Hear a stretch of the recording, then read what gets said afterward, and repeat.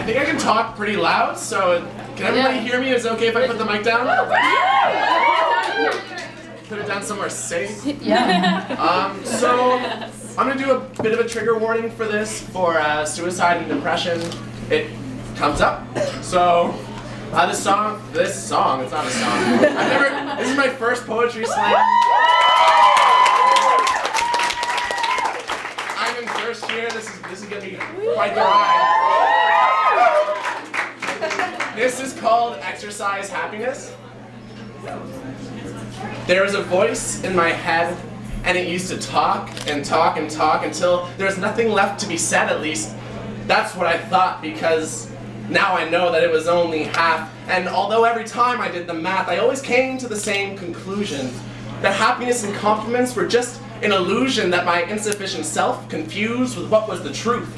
And you could have told me ruthless things, you could have told me truthless things, called me truthless things, yelled it into my face until the fat lady finally decided to sing, and I would nod.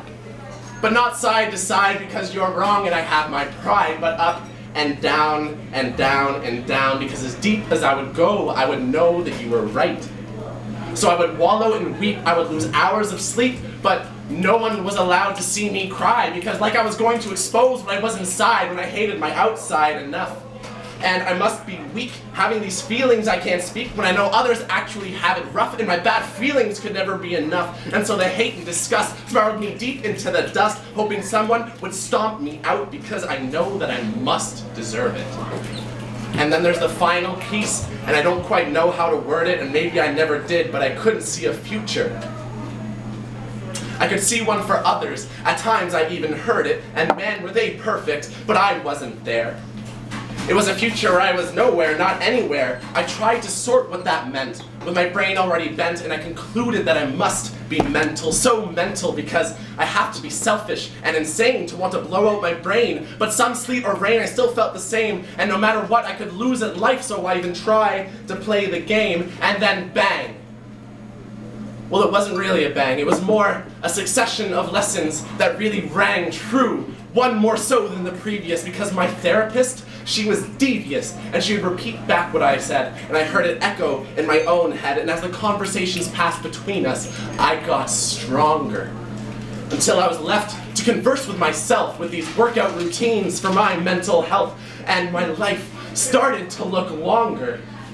I lifted positivity and I curled compliments. I ducked under what kept me on the fence of a life or death sentence. And now I have this muscle that makes me want to hustle and bustle, and things are really starting to make sense. Like, hey, it's okay to be proud of yourself. Let that feeling fill you, because it doesn't make you worse. It contributes to the wealth you have to offer others.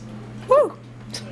Now when that now distance voice says you can't, I make a very conscious choice to think louder, not yet. Because some days the workout is just getting from under the covers, talking to others, or beating this anxiety that persists to smother. But I am mentally fit, and my positivity refuses to quit, and I have a peace in me like no other. So please sing loud, please sing proud, please lift others who are bowed to that voice that splits open your head and it buries deep under, because I've worked out my happiness and now it booms like thunder.